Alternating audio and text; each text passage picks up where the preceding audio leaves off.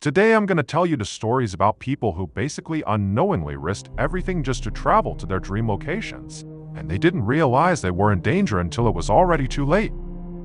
But before we get into today's stories, if you're a fan of the strange, dark, and mysterious delivered in story format, then you've come to the right place because that's all we do. And we upload 2, 3, even 4 times a week. So if that's of interest to you, please promise the follow button a luxurious trip to Paris, but don't tell them you're sending them to Paris, Texas. Okay, let's get into our first story, which is called Baggage Claim.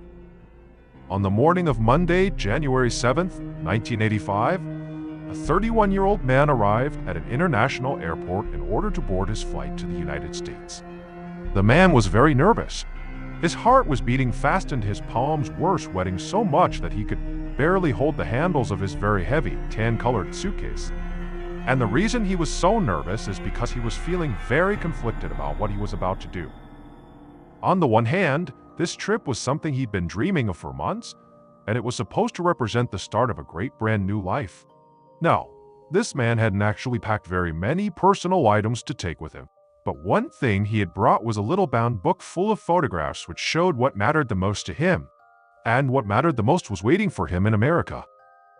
But on the other hand, the man was terrified because before he could begin this brand new life, he had a huge problem he needed to take care of. And that problem was why he needed to drop off his very heavy suitcase without anybody looking inside of it. And so now, inside the airport, the very nervous man stopped and readjusted his grip on the suitcase handles and then made his way over to the ticketing area. He would check his bag for his almost 11-hour flight to California and then, once he touched down and they landed in California, he could get off the plane, go to the baggage carousel and get his luggage, and then everything would be fine. Now, of course, he knew this was a big gamble. If it had been possible, he would have just brought this bag with him on the plane to stow it in the overhead bin. But he just couldn't do it because the bag was too big, too heavy. And so really, his only other choice, if he wanted the suitcase to make it to California, was to check it like he was doing. Because the alternative was leaving it behind, and there was no way he was going to do that. He cared far too much about what was inside of this luggage. And so by the time the man actually got in line in the ticketing and baggage check area, he was so stressed out that he was beginning to feel physically ill. By the time he got to the front of the line, he still felt very sick. But he composed himself enough that he walked up to the counter of the airline he was traveling with, which was Lufthansa Airline. And the employee who was working behind the counter was very cheerful, and they greeted the man and took his passport to verify his information. Then the employee put down the passport and then reached out his hand and gestured for the nervous man to give him his very important suitcase. This was, of course, the moment the man had feared the most, when everything could really go astray. But as calm as he could, he lifted up the suitcase and for a second he almost panicked because it was just so obviously heaviest. He realized the employee might make him open it right there because it just seemed wrong that this suitcase was that heavy. And he knew if that happened, he was done for. He'd be arrested immediately. But instead, the employee just dragged the heavy suitcase over to a conveyor belt behind the counter. And the nervous man watched as the employee heaved the suitcase onto the belt. And the man kept his eyes locked on the suitcase as it rolled down the belt and then disappeared through a pair of rubber flaps at the very end. He was so focused on the bag he almost didn't notice the airline employee returning to try to hand him his boarding pass for the plane. Finally, the employee literally just waved the ticket in the man's face to get his attention, and it kind of snapped him out of it. And he took the boarding pass and, as calmly as he could, he thanked the employee and then he turned and hurried off to catch his flight. About 12 hours later, on the other side of the world, another employee of Lufthansa Airlines walked around the baggage claim area at Los Angeles International Airport, which is typically just called LAX. It was about 2:00 p.m. Los Angeles time, and the employee was working in the international terminal. It was his job to monitor the circular carousels where passengers picked up their luggage after their flights. And his job was to make sure no bags were left behind. And as he was making one of these loops, he noticed there was a tan-colored suitcase with soft sides sitting all alone on one of the carousels. The employee stopped and checked the monitor above the carousel to see the last time this carousel had been used by an incoming plane, and it was quite a while ago. And all the passengers clearly had come through and picked up their luggage, except for this one lone bag. So based on the timing, the employee figured that, well, this bag must be unclaimed. But this was not remotely concerning to him. I mean, luggage went unclaimed all the time, sometimes because bags were sent to the wrong airport, or because the suitcase's owner missed their flight, or even just forgot to get it. But whatever the reason was, it was this employee's job to simply start the process of identifying the owner of the suitcase. So like he always did, he walked over to the carousel and grabbed the suitcase handle and went to pick it up. But when he did, he let out a sort of surprised grunt and stumbled because the suitcase was so much heavier than he had expected. So he went back and he grabbed the handle with a better grip, this time with 2 hands, and braced himself and yanked. And the suitcase kind of toppled over and fell off the carousel onto the floor. And this was also around the time that the employee noticed that this really heavy suitcase had no tags on it. And so now this bag did seem very unusual. Extreme weight and no tags. Like, that's not normal.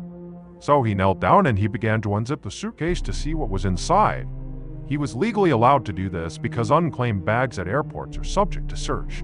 But he had only unzipped it a little bit before he froze, and for a second he just stared in shock at what was inside of the suitcase. But then he immediately got to his feet, just left the bag there, and ran to go find a phone to call the police. A little less than 2 hours later, around 3:45 p.m., Detective Don Ravens of the Los Angeles Police Department's Pacific Division stood in the baggage area of LAX's International Terminal looking down grimly into the tan suitcase that was lying open on the floor. He was surrounded by officials from the LAPD as well as the FBI, who had all been called to the airport because of what was found inside of the suitcase, the dead body of a young woman. Detective Ravens was shocked. He guessed this woman was maybe less than 30 years old and, judging by her features and dark hair, he thought she could be from an Asian or Latin American country. But that was about as far as he could get since she didn't have any identification with her and there were no tags on the bags on the bag. There were also no obvious wounds on her body, so he couldn't immediately tell how she died. Ravens spent some time speaking to airline and airport employees, including Customs, which is the government agency that's in charge of inspecting bags that are coming in and out of the country. And he was puzzled as to how a suitcase with a body inside of it had somehow cleared Customs. But an agent explained that they didn't actually open up all the suitcases, which meant whoever checked this bag through Customs had taken a huge risk because realistically, they could have been searched and then the body would have been found. So this suggested a certain level of desperation. But apparently this risk this person took to check the bag had paid off because the bag had gone all the way to California. But despite that, Ravens didn't find much to go on here at this moment. The victim was a Jane Doe, which meant there was no identification for her, and Ravens knew she could really be from anywhere in the world despite, his snap judgment that perhaps she was from an Asian or Latin American country. And because LAX was an international airport, whoever checked this bag, and potentially even put her into the suitcase, could now be anywhere in the world too. Once Detective Ravens and the other investigators had finished examining the body as it was found inside of the suitcase, they didn't actually pull her body out. They sent the suitcase and her body to the coroner. Hopefully, an autopsy would turn up evidence that could tell Ravens and the other investigators who this Jane Doe wasn't what happened to her. The following day, on Tuesday, Ravens sat down at his desk and he opened up a folder he had been given. Inside of it was his Jane Doe's autopsy report, and when the detective began reading it, he couldn't help but feel sick. Because what he was reading told him that this poor woman had died a horrible, tortuous death. The report said the woman had bruises all over her body, like the kind you would get from repeated heavy blows delivered over a period of at least several hours while she was still alive. And her actual eventual cause of death was ultimately suffocation, which meant she either was suffocated and then put into the suitcase, or was in the suitcase, trapped inside of there and suffocated. Ravens put down the report and leaned back in his chair and just sort of thought through what he had just learned. Based on the autopsy, he now knew this poor woman had died a brutal, awful death, but the coroner had not found any identifying information or anything on her that would give away, or help to give away, who she actually was or who did this to her. So really, he had very little rather than knowing this lady suffered. Ravens had spent the last 24 hours poring over all the surveillance footage from the airport security cameras looking for any suspicious passengers leaving without any luggage, but nothing had jumped out at him. He'd also interviewed a bunch of airport employees who would have been in the baggage claim area on the day the body was found, but none of them had noticed anything strange either. And so, despite it only having been 1 day since this woman was found, Ravens was already worried that this case was going to go cold. But what Ravens had not counted on was the huge amount of publicity his Jane Doe would generate. The TV news as well as the newspapers were reporting feverishly on the body that was found in the lax suitcase. And by Wednesday, so 48 hours after the body was found, the reporting had made it all the way to Peru, where a man named Juan Espinoza contacted authorities to report that the body might actually belong to his wife. Officials in Peru called the LAPD, and Juan's report ended up on Ravens' desk. Ravens opened up that report and began reading. Juan and his wife lived in Peru's capital city of Lima, but his wife had been trying to leave Peru to escape poverty. She had left their home hoping to basically sneak into the United States so she could get a job there, and then send money back to her family in Peru. She had promised Juan that she would contact him when she arrived in America, but after she left, Juan said he never heard from her. This report felt like a promising lead to Ravens. Juan and his wife checked a lot of boxes, especially because, Ravens' Jane Doe had features that indicated she could be from a South American country like Peru. And so Ravens wondered if Juan's wife had tried to get into America by using a human smuggler, which is someone who transports immigrants across borders illegally. Human smuggling was obviously an unregulated industry, and Ravens knew smugglers could be very violent or reckless, and the people they were transporting often had no protection. Meaning, sometimes when people would go to these smugglers to try to get help to go to these other countries, sometimes the smuggler wouldn't help them. They would just rob them or, in some cases, rob them and then kill them and dispose of their body. And unfortunately, again, because there's no regulation or oversight, a lot of times these horrible crimes would just go unnoticed. And so maybe, if that's what had happened to Ravens' Jane Doe, it would explain why the tags were ripped off the suitcase. The smuggler who, committed this crime would not have wanted to leave any it on or around the body that could be traced back to them. And so Ravens picked up his phone to call the Lax Airport Operations Manager to see if he could get the logs for any flights coming from Peru to Lax on the day the body was found. And that was when he discovered there was a big problem with this theory, because there were no flights from Peru. The only flights that day that used the luggage carousel where the body was found were from Korea, Japan, and Germany, and there weren't any flights that originated in Peru that had layovers in those countries either, which meant it just wasn't possible that his Jane Doe was one's wife. And so now Ravens was stumped all over again. He had almost no evidence to go on. All he really had was the suitcase and the body, and the actual crime scene itself was maybe somewhere in Korea or Japan or Germany. And so Ravens really didn't have a good idea of where he should begin looking for more evidence. But then he got an idea. Detective Ravens got up from his desk and headed straight to the evidence room. He put on a pair of disposable gloves and he found the box that contained evidence from Jane Doe's case and he opened it up. And there really wasn't much. All that was in there were, pieces of jewelry and some clothing that were found on the woman's body. And all of it had already been examined for trace evidence like blood or hair. However, blood and hair were not what Ravens was looking for. One at a time, he lifted out each of the sealed plastic bags that contained Jane Doe's belongings until he got to her blue sweater. He took the sweater out of the plastic and he turned it over in his hands and then checked inside the neckband. And there he found exactly what he was looking for. Immediately, he felt a rush of adrenaline. He was onto something here. And so he reached back into the box and he grabbed another plastic bag with a pair of gray pants in it. And he did the same thing. He looked at the waistband. Then he opened a third bag and he checked inside of her blouse. And each time, his hunch had been right. Jane Doe's clothing had labels sewn into them. And the labels were clearly written in some language that was not English. Ravens wasn't sure, but to him, he thought maybe the letters looked Middle Eastern. It didn't take long for the FBI to help Ravens and the LAPD identify the origin of Jane Doe's clothing. All of it had been made in the Middle East, in Iran. This meant that finally, Detective Ravens had a likely country of origin for his Jane Doe. But he also had another problem. Now really, he had the same problem he'd had when he thought his victim was from Peru.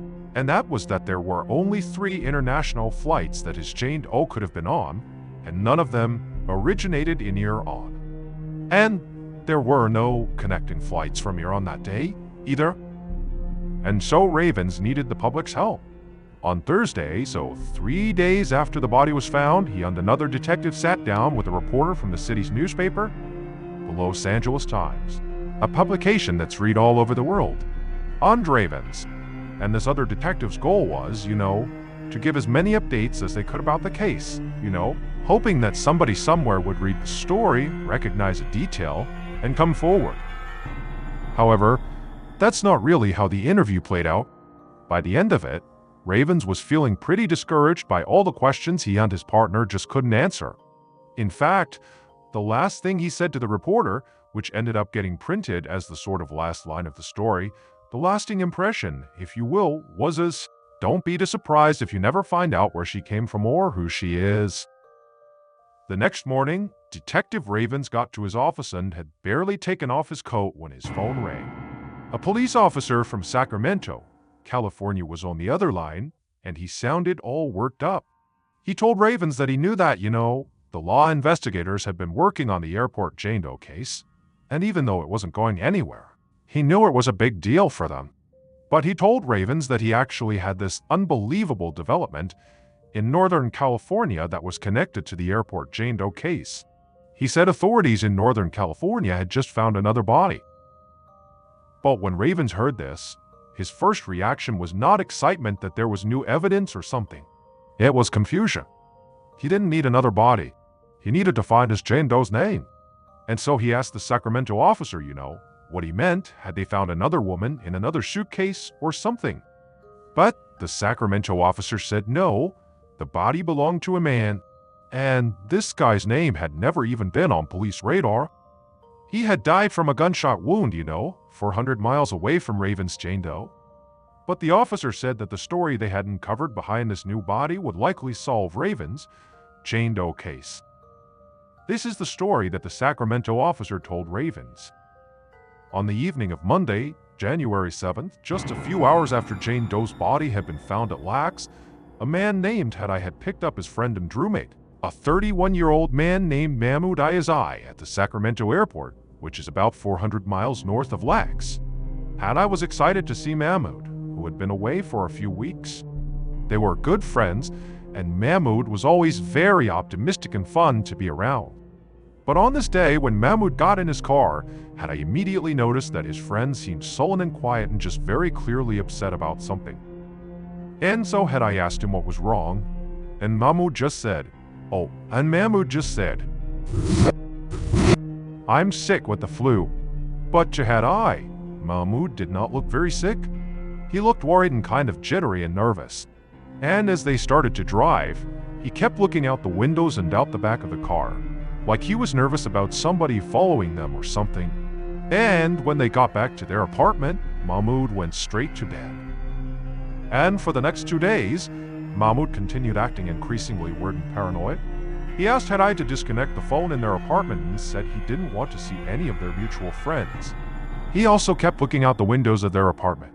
But whenever Hadai asked what was wrong, Mahmoud refused to explain.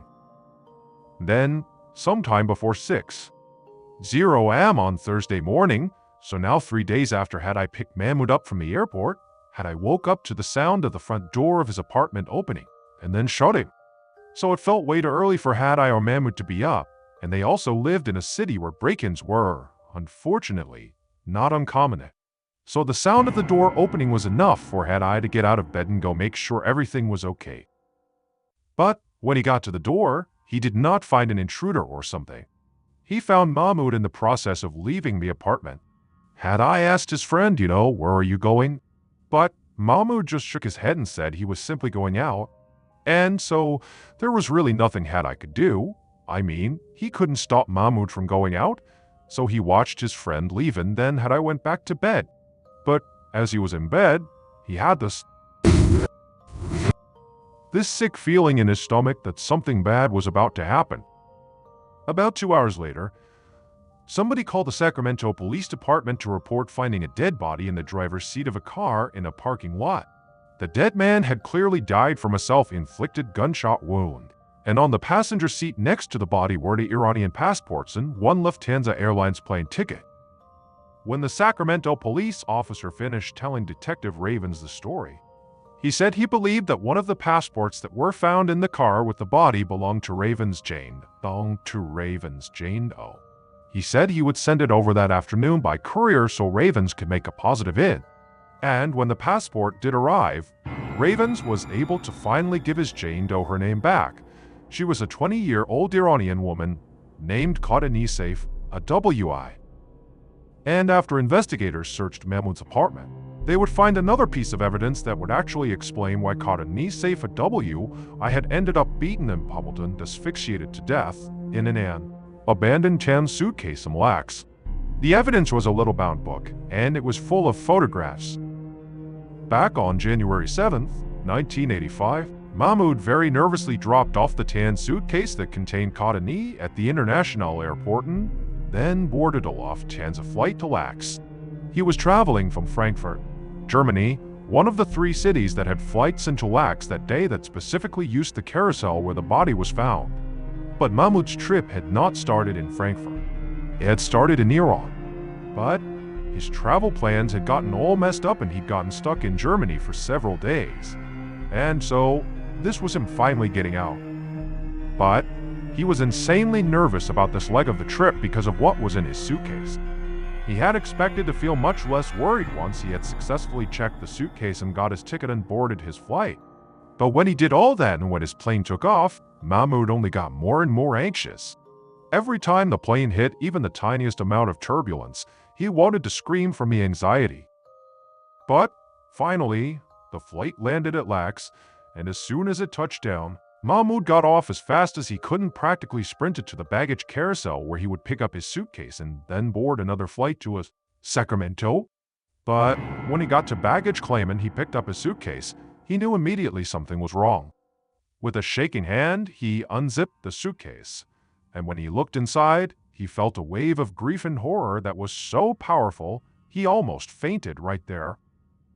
Because the trip that Mahmoud had been dreaming of for months, that he was returning home from now, was a journey to his home country of Iran to get married to the woman he loved, Katani. And now inside the suitcase was the dead body of his new wife, Katani, whom Mahmoud had been trying to smuggle into America to start their new life together. Katani had run into issues with her visa and Frankfurt officials wouldn't let her board the plane to America. And so Katani and Mahmoud tried for days to fix this problem, but it became clear that only Mahmoud would be able to actually enter the United States, not Katani.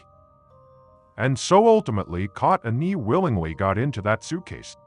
Mahmoud had not murdered her, or at least not intentionally so. She hadn't been trafficked or anything. She chose to get in that suitcase. Together, they decided that they would smuggle her in the cargo hold of the plane, and that's how they would get her to the United States. But during the flight, when she had boarded, she had been totally alive.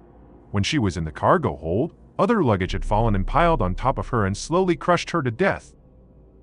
And so, when Mahmoud got to Lax and opened up the suitcase and saw what had happened, he panicked. He pulled the tags off the suitcase and left the suitcase and just got on his flight to Sacramento.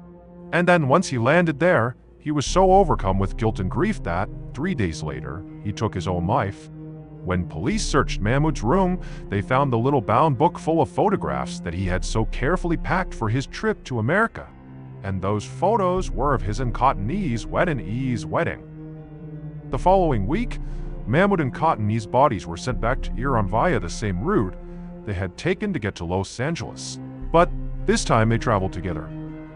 The next story is called Cold and Calculating. On the morning of December 11th, 1960, a 27-year-old man named Leonid Rogozov stood on the deck of a Soviet ship that was sailing across a freezing ocean at the very bottom of the world. Up ahead, Finally, he could see the enormous, desolate white landmass of Antarctica, a continent that was too brutally cold for human civilization to last at scale. Basically, nobody lived there except for, like, a handful of scientists and other people who were researching the area. Like Leonid, Antarctica was about to be Leonid's home for the next year and a half. And Leonid looked around him on the deck of the ship at the other 11 men who made up his team, and he smiled. They were all part of what was called the 6th Soviet Antarctic Expedition, and they'd been sailing for 36 days all the way from Leningrad, Russia, to get here. Their job was to get to Antarctica, disembark, and then travel nearly 50 miles inland over brutal terrain where they would eventually build a brand new scientific research facility from the ground up. And then they would stay there and begin studying the local climate. Leonid and the rest of the men had been chosen for this expedition because they all had specific skills that the team needed. Leonid was a meteorologist and also knew how to drive the special all-terrain vehicle that they brought on the ship. There were a few other meteorologists on the team as well as several engineers and other scientists. And also, one of the men was a doctor. Their work was part of a larger Cold War-era effort by the Soviet government to expand scientific research and knowledge. So Leonid saw this job both as a way of having this big adventure and also as a way of serving his country, and so he ultimately felt proud to be here. But as he was actually looking at the vast emptiness of Antarctica right in front of him for the first time, the reality of the situation they were in began to dawn on him, and he began to feel a jolt of fear. Everything on this expedition had to go exactly right, or he and the other men's lives would be in danger. I mean, this is not a safe place for people. They were arriving in a place with literally zero infrastructure, and they only had about 2 months before the polar winter was going to hit Antarctica, which meant they had to construct the entire research facility and make sure it was polar winter-proof in those first 2 months, because that was their shelter. And just to make the stakes clear, if they didn't get it done in time, or if the structure was flawed in some way, they would almost certainly die. When the polar winter came, temperatures would drop as low as negative 140 degrees Fahrenheit, and the ocean would literally freeze solid. The closest help would be about 1,000 miles away and could take weeks or even months to arrive. And their only way to contact the outside world was with this long-range radio that was not always reliable. So essentially, Leonid and these 11 other men that made up this expedition, they were going to be completely isolated with nobody to rely on except each other until their scheduled pickup, which was in April of 1962, again, a year and a half later. So now, when the ship docked on the coast of Antarctica and the captain called out for everyone to start unloading the ship, Leonid hesitated, and so did some other men. I mean, this was it. This was the real start. But, one at a time, they began grabbing their supplies and climbing down a ramp on the side of the ship. Leonid watched as a fellow scientist stepped onto the snow, and as he did, he sort of shook off his own fear as a moment of weakness. Right now, he needed to be strong and ultimately, Leonid was a very strong-willed person. He had been born in a remote village in eastern Siberia, so he knew he could handle the isolation and the extreme cold. He had already done that before. He was also the son of a World War II veteran who had died in combat, and his father had taught him to soldier on at all costs, even under the toughest circumstances. So right now, that's what Leonid did. He soldiered on. He took a deep breath of the ice-cold air, then grabbed his things, walked down the ramp, and stepped onto the snow with the others. And then, once they had everything they had packed for the next 16 months off the ship, the crew on board the ship still wished all the men good luck. And then they lifted up the ramp. And then Leonid and the rest of the team watched as that ship began sailing away, leaving them all alone for the first time. At first, things at the new Antarctic Research Center went pretty well. Leonid and the team successfully built the entire research building in time before the polar winter, so when the worst weather came, they were able to hunker down inside and be safe. They'd also set up a whole bunch of atmospheric measurement tools that allowed them to study the Antarctic climate exactly as they wanted to. So by April, for months after getting dropped off by that ship and now only about a month or so into the 6-month-long polar winter, the men, for the most part, were really just trying to stay warm, conserve their supplies, and gather data. However, they hit their first real snag on the morning of April 29th. Leonid woke up in his bunk that day with a stomachache. When Leonid woke up, he had that pain in his stomach, but he felt nauseous and so weak that he could barely roll over inside of his bed. And this really concerned Leonid because getting a stomachache back at home was one thing, but getting a stomachache in Antarctica was totally different. For one, there was a huge blizzard going on outside that was making both land and air travel literally impossible, which meant that even if Leonid radioed for help, nobody would be able to get to him for a very long time.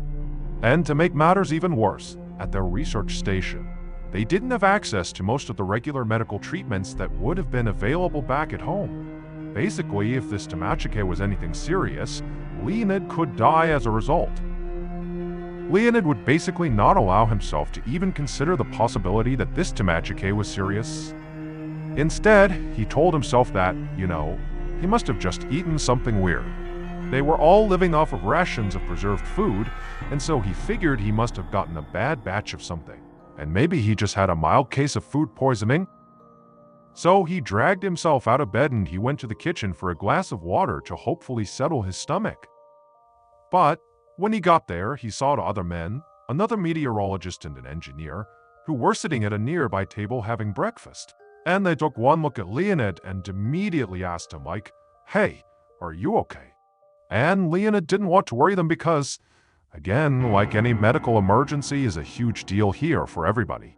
So he quickly forced a smile and said, "Oh yeah, everything's fine."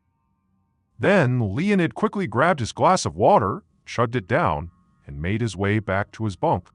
And when he got there, he didn't just climb back in bed. Instead, he grabbed some clean clothes and a towel and then walked down the hallway to the shower stalls. And he turned one on as hot as it would go and then got inside. However, before he could even wash his hair, his vision began to go blurry around the edges and his ears began to ring. He felt like he was about to faint and he quickly sat down on the floor of the shower so he wouldn't fall and hurt himself. And as he was sitting there with his head spinning and the hot water raining down on him, the dull aching pain in his stomach suddenly sharpened.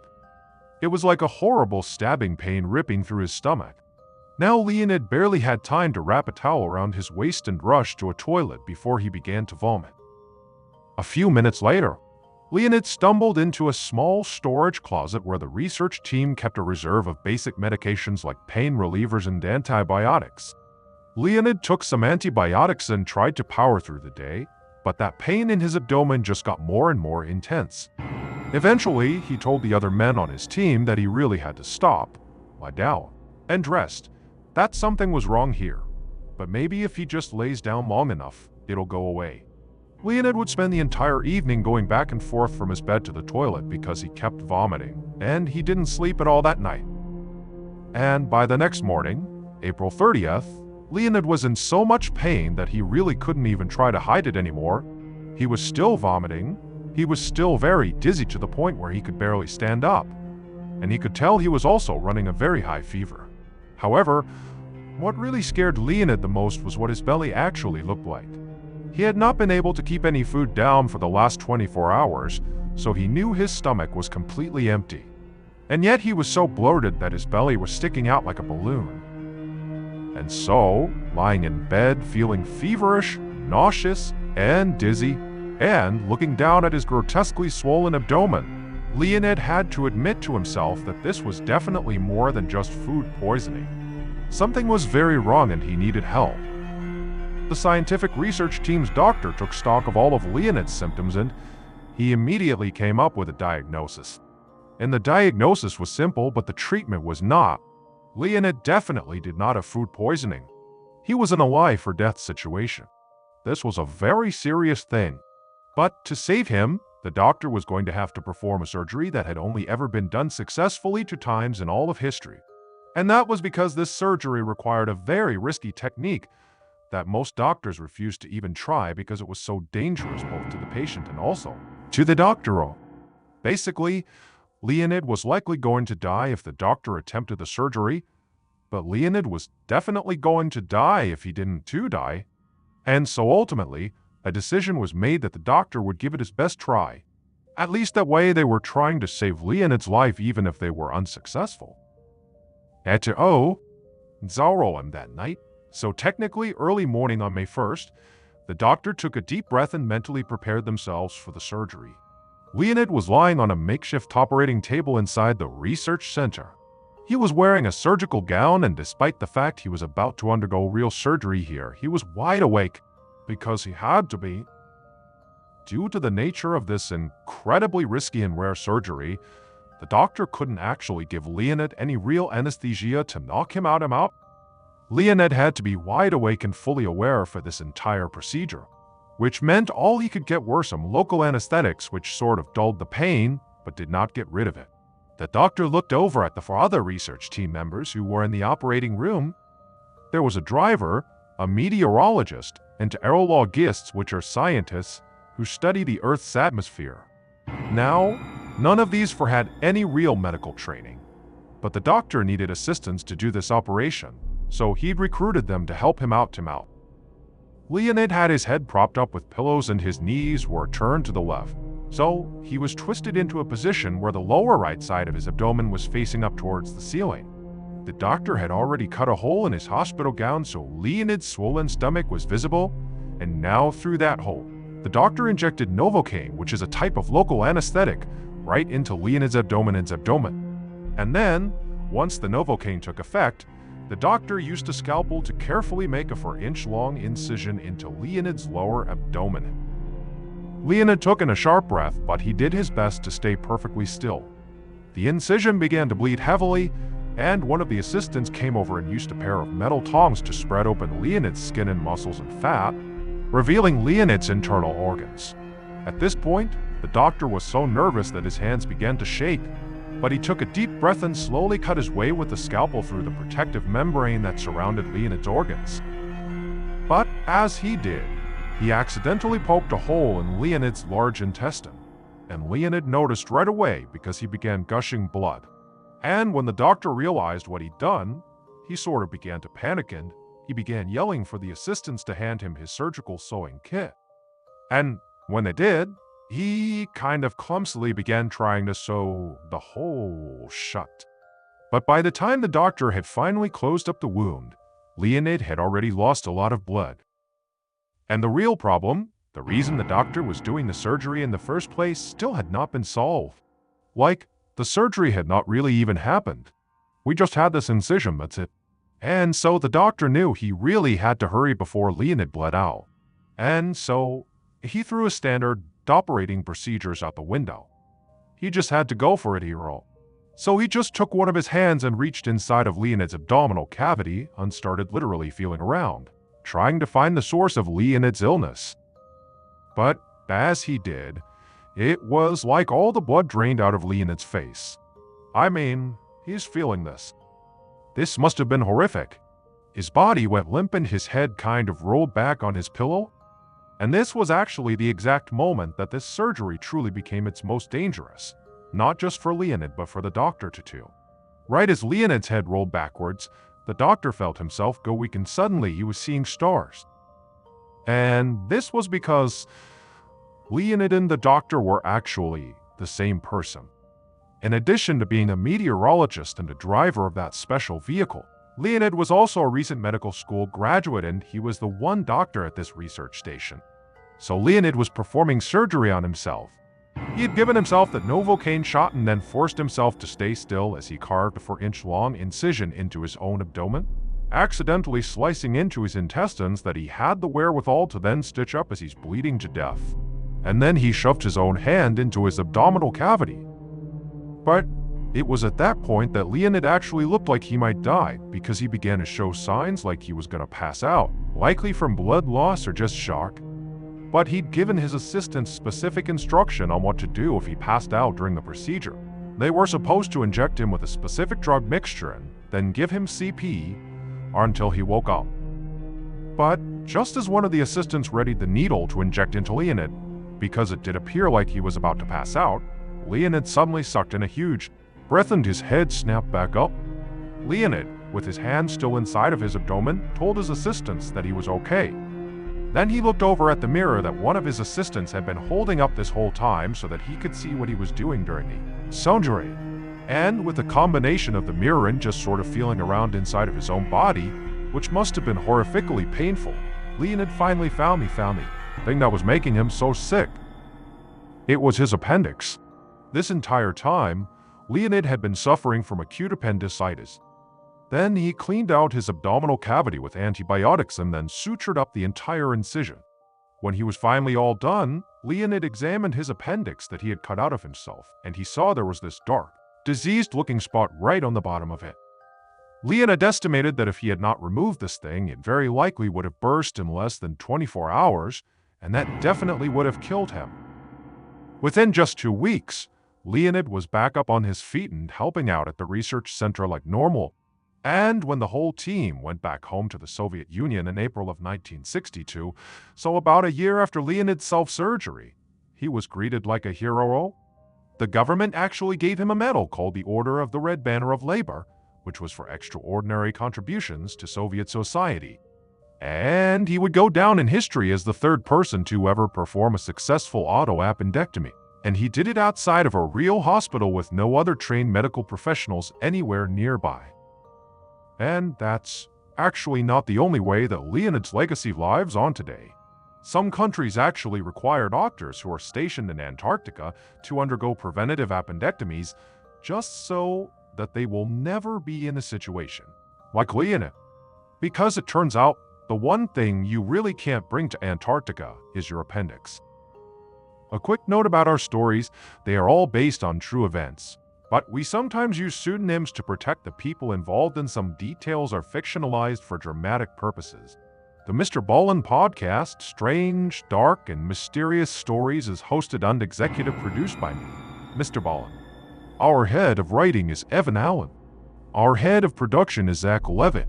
Produced by Jeremy Bone. Story editing by Evan Allen. Research and fact-checking by Shelley Shu, Samantha Van Hoos, Evan Beamer, Abigail Shumway, and Camille Callahan. Research and fact-checking supervision by Stephen Iwanera.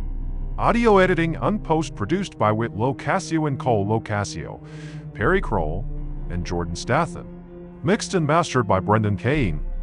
Production coordination by Samantha Collins.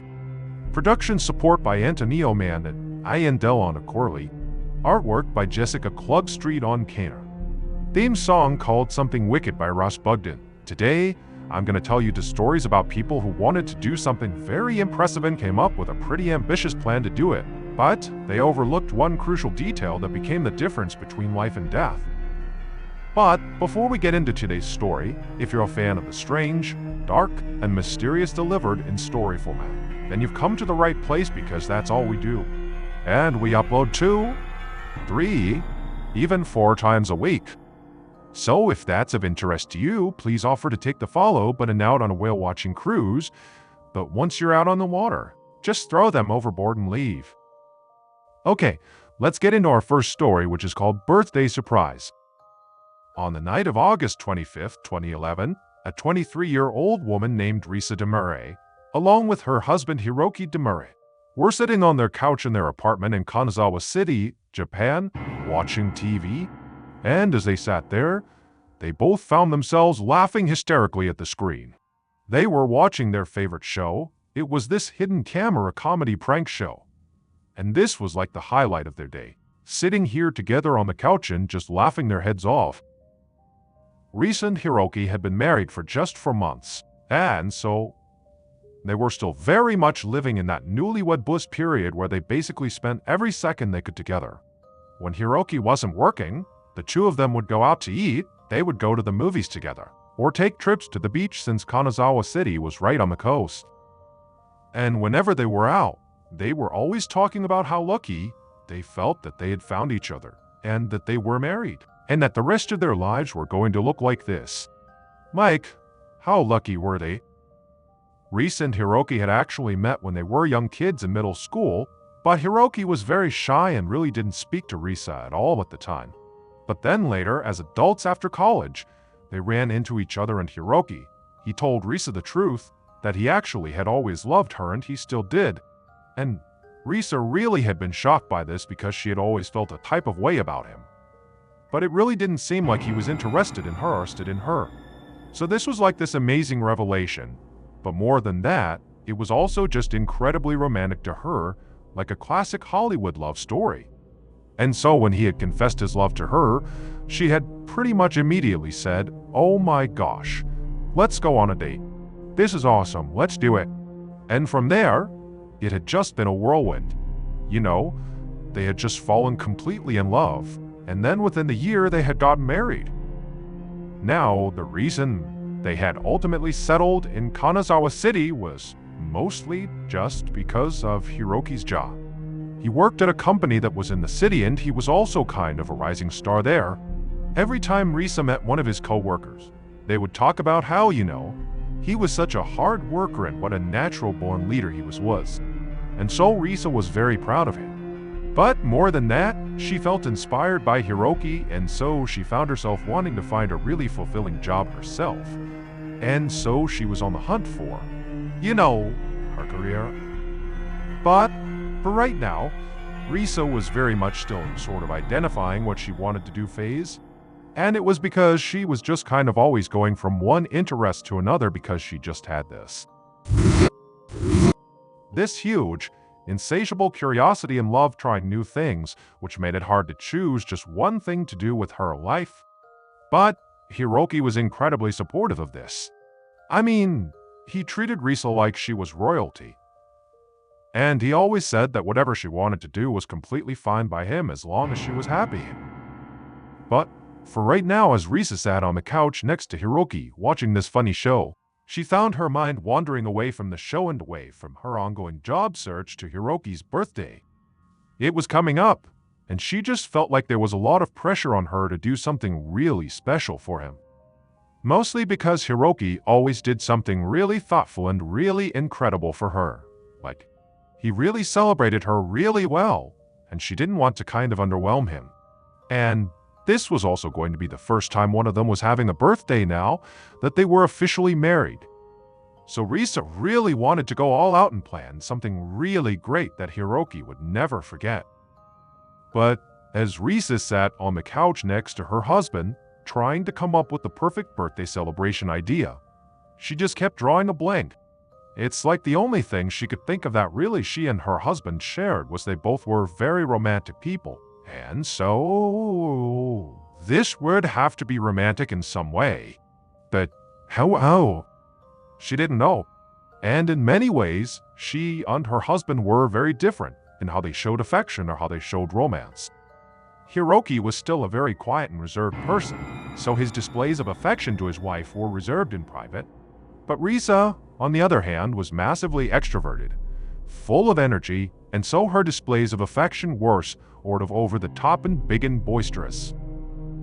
And so Risa is just really struggling, trying to think like, how can I do this? And it was like all of a sudden she has this epiphany and she sees in her mind's eye the perfect way to celebrate his birthday. She didn't even know what inspired it, but it came to her. She would take her husband out on a very romantic beach walk, but then at the end of the beach walk, there would be this surprise over-the-top fireworks display. It was exactly what she needed. It was romantic and crazy, just like her. 2 days later, on Saturday afternoon, Risa along with 6 of her friends were at Osaki Beach, which is the beach where the big birthday was going to take place. And the birthday was going to be that night. But now that Risa had planned out the big party, she had done that the day before while Hiroki was at work. Now on the day of, she actually had some physical setup to do, because this was not just going to be a walk on the beach. There was also going to be fireworks. And so she needed her friends for that. And so what they were doing on this day is they were walking along the beach looking for the perfect spot that would afford Risa and her husband some privacy. On the beach, so it was very romantic, but also had like a vantage point for the friends where they could basically hide and watch the couple and look for the signal to then light off the fireworks when it was the right time. And so Risa and her friends, they're walking along the beach and then they see it. There's this kind of private, sort of secluded section of the beach that had this row of shrubbery kind of lining the backside of it that would be a perfect spot for the friends to hide. And then also down on the beach, it would be nice and private and peaceful, and they thought that was the best spot to have this big party. And so over there they go. The friends go up into the bushes and they get their fireworks ready. And then Risa, she went down to the sand section of the beach and she kind of prepped the area where she and Hiroki would be. And then ultimately, she laid out this blue sheet. And then once that was in place, she walked back up to her friends and they said, "Okay, we're ready to go." And so Risa told her friends her plan was to be there that night at 10:00 p.m. with her husband, and that the friends should actually get there a little bit earlier to be all set up. And they agreed, and then they all left. As Risa left the beach, she found herself feeling incredibly antsy. I mean, she was so excited about this big surprise party that night, and she just wanted it to be 10:00 p.m. so she could finally reveal what she had in store for Hiroki. But she also knew she couldn't give away that she had this big surprise. And so when she got home where Hiroki was, she acted like everything was totally normal. And so when she walked inside, she quickly sent Hiroki to the couch to go relax while she made them both a very nice dinner. And then when she was done, the two of them sat down at the table and Risa kind of pretended like she had nothing planned. And she was like, "Hey, what should we do this weekend to celebrate your birthday?" And they talked about, going and seeing friends and, going out, whatever they were gonna do. But it was all a big ruse. Risa had her big plan for the night. And then at some point, when it was getting kind of late and it seemed like Hiroki was maybe thinking about going to bed, Risa said, "Well, wait a minute. It's your birthday weekend. Let's not go to bed right now. Let's go on a beach walk." What a great idea that would be. And Hiroki was kind of surprised, but he's like, "Actually, yeah, that sounds great. Let's go for it." And as soon as he said that, Risa could barely contain her excitement because she knew she had this awesome thing planned for him down at the beach, and it was about to happen. This was going to be awesome.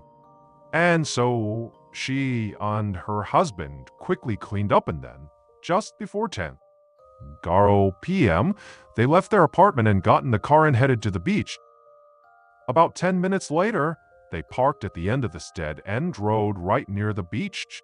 And when they got out, there was basically bushes on all sides of the road. But there was this little path that cut through the bushes that led down to the sand. But as Risa led Hiroki down this path, she quickly realized she had a big problem. There was virtually no moonlight. It's like basically pitch black on the beach. And remember, she had put out that blue blanket to signify where she and Hiroki would be, in position so that her friends who were nearby in the bushes could light off the fireworks. It was all contingent on getting to that blue blanket. And it's so dark that not only was Risa unable to see this blue blanket, certainly not from a distance, but, she could barely see the sand. It's so dark, it's like eerie out on the beach. And this is in 2011 when you couldn't just pull out your cell phone and turn on your flashlight. There was no flashlight feature. And so the best they could do was basically pull out their phone, tap on the screen, and use the little bit of light coming from that to guide their way. But after walking on the beach just a short ways, Hiroki actually stopped Risa and said, "Hey, I don't think it's safe to be walking on the beach. We really can't see where we're going. Let's go back and get a flashlight." But Risa knows her friends are already in position in those shrubs down the beach, ready to light off those fireworks. And they likely can't see very well, and so she's worried that if she doesn't get there soon, that somehow her friends are gonna panic and light off the fireworks prematurely. She doesn't know what's gonna happen here, but she's starting to get worried that everything's falling apart and she can't afford to be late. And so she tells her husband, "No, let's not go back and get flashlights. Let's just walk on the dark sand. It's no big deal." And so the two of them are walking along the beach using their cell phone screens to guide them. But pretty quickly, Hiroki started to notice that Risa seemed really anxious and was walking really fast. This is meant to be a peaceful walk on the beach, and Risa is like a woman on a mission here trying to go somewhere. But he doesn't understand where she's trying to go. She's just walking really quickly ahead of him. And finally, he said to her "Hey, what, eh? What? What's going on? why are you trying to walk so quickly? Like, what are we doing out here? And so finally, she just stops and she looks at her husband and she's about to tell him what's actually going on, because she feels like, the surprise at this point is ruined and she basically needs his help if they're gonna find this blanket and figure out where they need to be.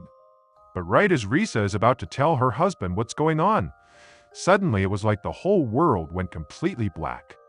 No more ambient light from cell phones, no more minimal moonlight, nothing. Absolute blackness and silence. At the same time, Risa's friends were actually not that far away up in the bushes. But much like Risa and Hiroki, they had also been dealing with the issue that they basically couldn't see anything. It was so dark, and so they got in position, but they basically couldn't even see the sand. I mean, they had no idea if Risa and Hiroki were in position or not. But they could hear Risa and Hiroki talking. They could hear them sort of out there somewhere on the sand. And the friends were kind of whispering back and forth, like, how are we going to know when they're actually in position to light off the fireworks? How are we going to get the signal? We can't see them. And so the friends are sort of, like, unsure what to do, and they're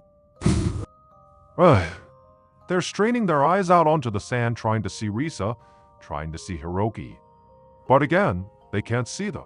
They can't see the blue blanket, even though it's not that far away. And so they're just, like, looking and listening, and they can kind of tell that Risa and Hiroki are probably the voices they're hearing, and they appear to be moving in this direction. But then suddenly, they start hearing these screams coming from the same direction they were hearing voices that they believed were their friends.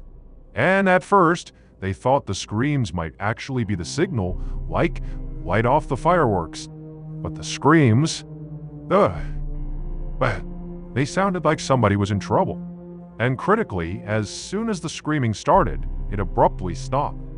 It was like high-pitched, just awful screams, and then silence. Absolute total silence on the beach. And again, they can't see anything, so they don't know what's going on. They don't even know if that's actually Risa and Hiroki, but they think something's wrong here. So they abandon the fireworks, they leave their hiding spot, and they charge out onto the beach. And they're looking all around, but they really can't see anything. They can't even find the blue blanket, and they knew roughly where it was. They couldn't even find that. And so they're running around the beach. They're calling out to Hiroki and to Risa, but they're not hearing anything back. And for 30 minutes, they're just running around looking for their friends, just knowing like something bad has happened here. And then at some point, one of the friends doubles back, and they go roughly to the area where, Risa and Hiroki were supposed to be near that blue blanket, and they make a discovery. It would turn out, when Risa and Hiroki were out on that beach walking around in the darkness, Risa actually did find that blue sheet that she'd set up in preparation for this big birthday surprise. Except it was so dark that even though they were literally at this point standing on the blanket, she and Hiroki couldn't tell. It was that dark. Now, that doesn't seem like that would be catastrophic until you consider what was underneath that blanket. So, 2 days earlier, when Risa had that epiphany of how she could have the best birthday ever for Hiroki, she had had that epiphany in part because of the show they were watching on TV, the hidden camera comedy show that she and Hiroki both loved. The show was called Ashi's Big Secret, and its comedy really came from the over-the-top pranks that the show's hosts would pull on Japanese celebrities. And one of those pranks was to dig a large hole on the beach that somebody would accidentally fall into. And so Risa thought, what a great idea. What if I dig a hole on the beach, cover it up, and then after our romantic walk on the beach for his birthday, I'll have Hiroki fall into the hole. And then my friends will fire off those fireworks, and it'll be sort of like he's on the game show that we love so much. It'll basically be like a combination of a romantic, fun time on the beach and a prank, and a big birthday celebration afterwards. It was perfect. However, Risa made a terrible miscalculation. So, on the game show, when they would dig these holes in the beach, they would cover them with basically dried foam, like Think styrofoam that the instant one of their contestants or their celebrity stepped directly on the foam would break and they would fall feet first into the hole. What Risa did is, after she dug this deep hole along with her friends, getting ready for this big party, she covered the hole first with a thick piece of plastic, almost like plywood, but plastic, like rigid plastic. And so she covered the hole with that was like the platform, and then she covered that with the blue sheet so that, to the naked eye, it looked like the ground was level underneath the blue sheet. In Risa's mind, this rigid plastic would break the instant her husband stepped on it. It wasn't that strong. It was maybe strong enough to hold him for a second, but it would definitely snap in the middle and he would fall in, just like on the game show. But, in reality, when she and her husband inadvertently walked onto that blue sheet without realizing it because it was so dark, that piece of plastic didn't break. It was too rigid. The plastic, instead of breaking, just kind of tilted suddenly to one side, causing Risa and her husband to suddenly tumble basically forward. Both of them head first into this hole and caused this massive avalanche of sand to come into the hole and completely cover the two of them up. And so Risa and Hiroki, they screamed for a second as they began to fall into the ground. And then suddenly they're upside down and completely covered all the way to the top by Heavy, Wetson himself. That's why it went silent after the screams, because they were completely buried alive. Risa's friends, ultimately after walking around the beach, after hearing those screams, they would find the blue blanket and it was partially submerged in the sand. And so they really didn't know what had happened, but because of the screams and what they were seeing, they just called the authorities. And they came out to the beach, and it would take them 30 minutes to finally dig out Risa and Hiroki from this hole. But by that point, it was too late. They both had suffocated to death. The next and final story of today's episode is called Excellent.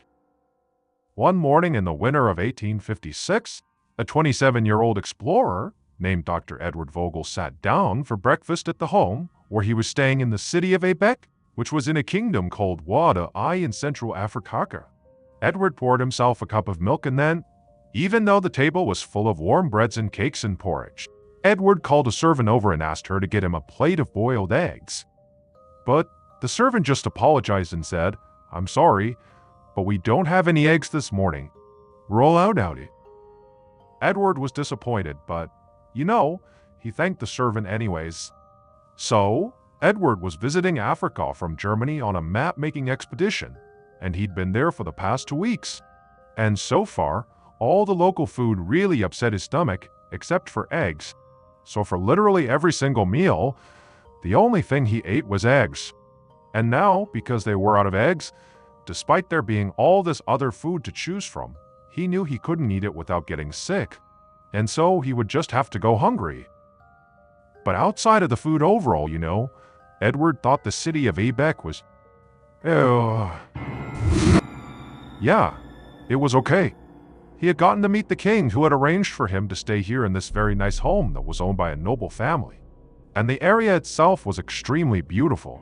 And Edward was actually going to be the very first European to successfully make a map of it, which meant that he'd be essentially creating history.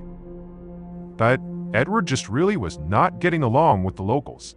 They just seemed kind of overall pretty suspicious of him. And, Edward couldn't believe it. But, they didn't seem to care at all that he was this famous mapmaker who'd come all the way there from Germany to literally put their kind of insignificant city onto the map of the whole world. Why didn't they appreciate that? He couldn't believe it.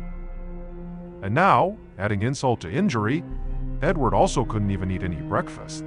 And so, feeling pretty annoyed, despite all the effort clearly people had made to feed him that morning, Edward stood up from the table and he left to go spend the day exploring. He walked into the front courtyard where another servant was waiting with Edward's horse. Edward spent most of his days in the city just kind of riding around and drawing maps of streets and alleyways.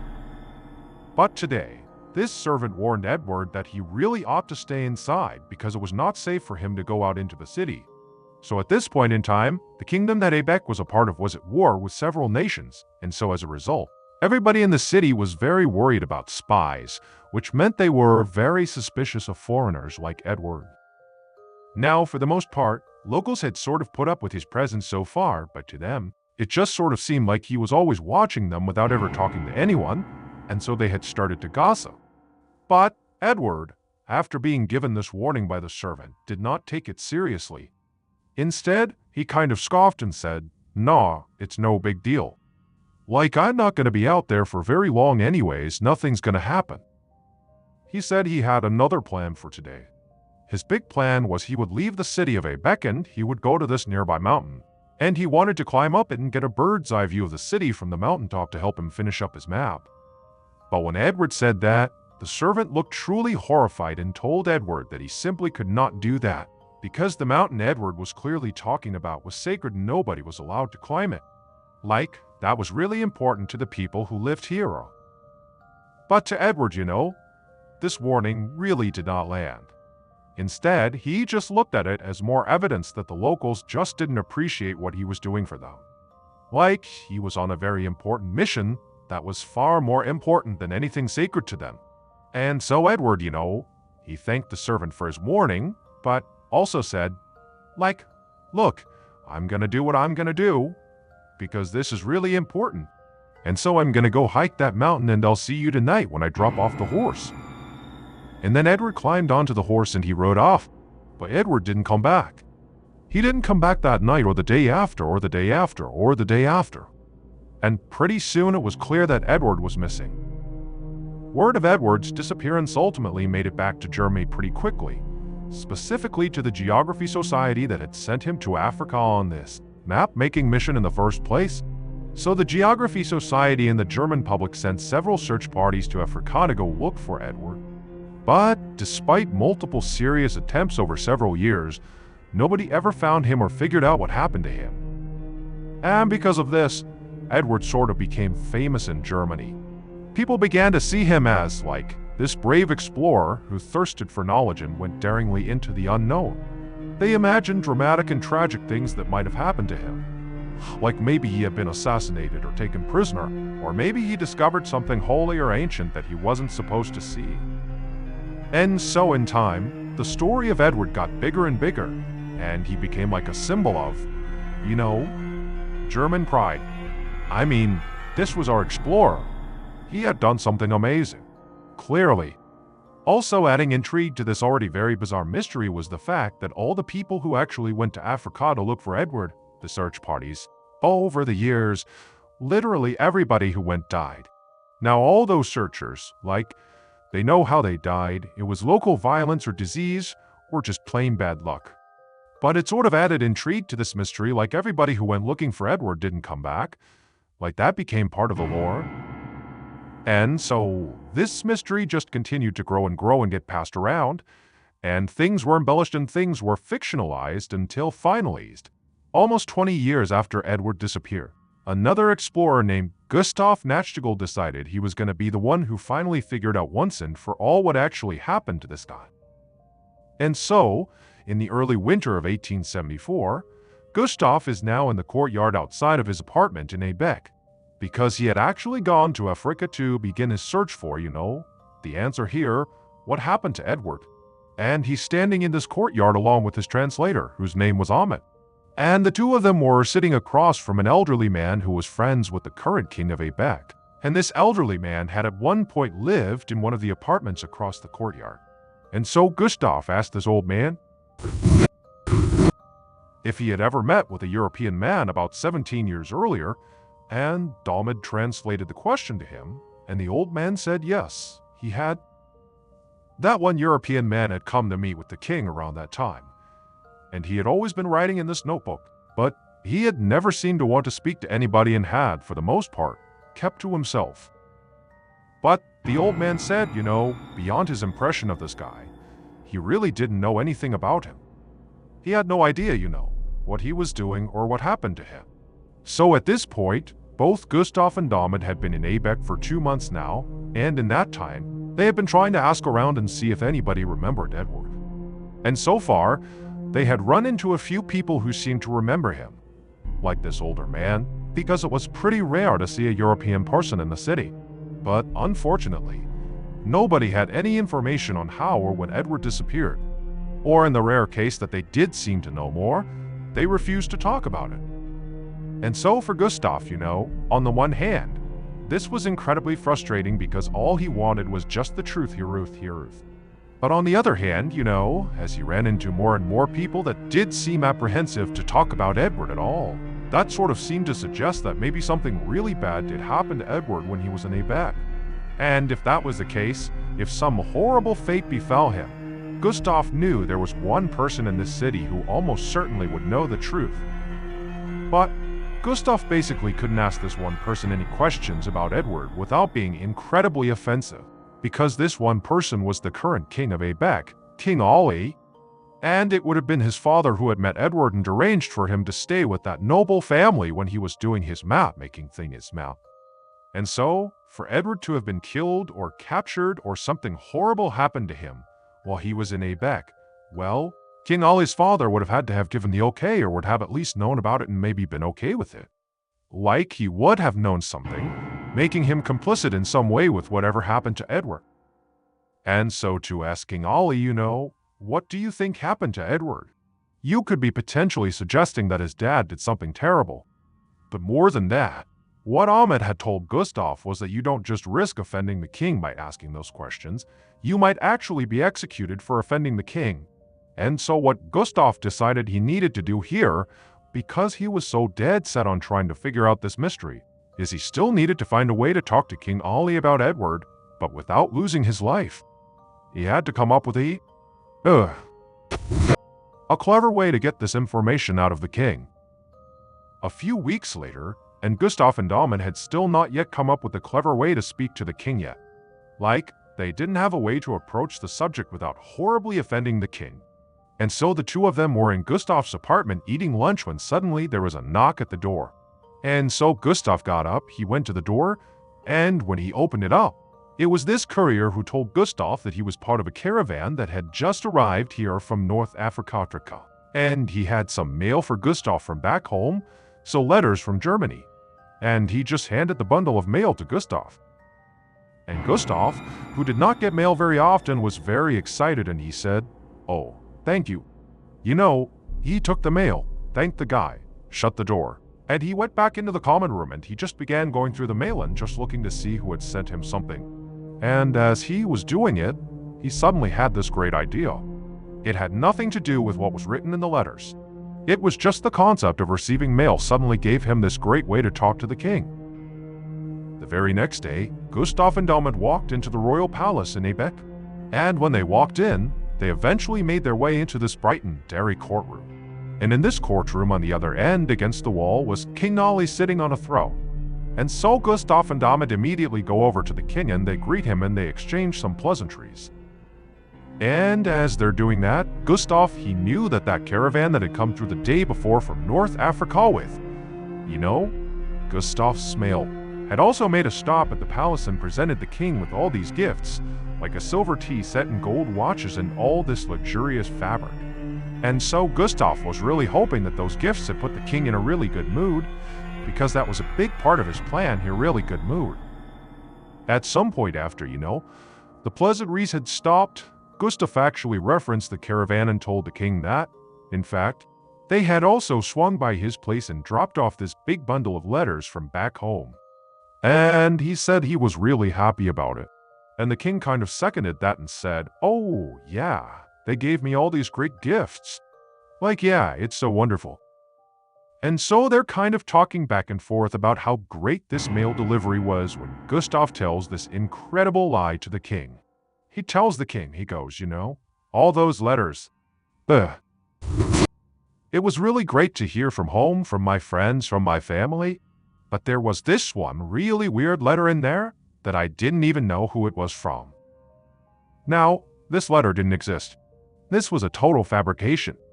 But he told the king that this weird letter, it was from this elderly man who had written to Gustav to tell him that his son had gone to Quebec many years ago and not come home again. And so now the elderly man, he knew his son was probably not alive at this point. But in this letter to Gustav, this fictional letter to Gustav, he told Gustav that his son had done a lot of writing in notebooks And he was hopeful that maybe someone in Quebec had these notebooks and could Gustav get the notebooks and return them to the old man to give him some comfort about, what his son had been doing and saying and thinking before he disappeared. As soon as Gustav said this, he could actually feel the mood in the throne room shift, and he could tell that King Ollie was very much on edge about what Gustav might say next. But Gustav had planned for this, and he told the king that, just so you know, all throughout Europe, people think of you as a wise and just king. And so if by chance you have these notebooks and you were to give them to me, so I can give them to this elderly man in his old age, so he can have some comfort before he dies. If you would do that, the people of Europe would love you even more for that simple act of kindness. Then Gustav went quiet, and there was really intense silence in the throne room. But then the king just kind of sat back in his throne and he smiled at Gustav. And as soon as Gustav saw that smile on the king's face, he decided he's just got to do it. And he said to the king, "The son's name is Dr. Edward Vogel." And then, after that, Gustav just went silent because he knew at this point, if the king thought he was lying, he could easily be executed right now. But King Ollie just kept on smiling at Gustav and just said, "You know what time, Frank. I'll think about it." Gustav quickly thanked the king and hurried out of the throne room.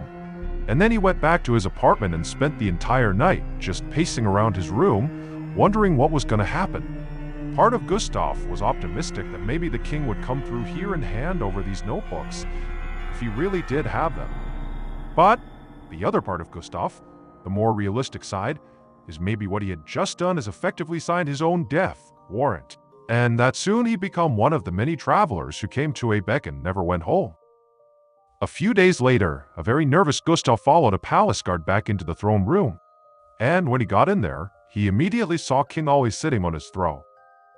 And Gustav really couldn't read his expression, so he didn't know if the king was mad at him, if he was going to be conciliatory, if he was going to help him. He had no idea.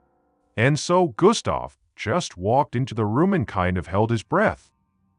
King Ollie broke the silence, and when he did, it was clear he was not angry. He was just kind of even keel. And he told Gustav that after their conversation, he had gone and spoken to the noble family that Edward had stayed with when he was here, but they told him they couldn't find any of Dr. Edward's writings, and so they had either been thrown away or lost. And so, unfortunately, there was nothing to send back to Edward's elderly father. Now, Gustav did not believe this because at this time paper was very scarce, so there was no way they would have been throwing it away or destroying it.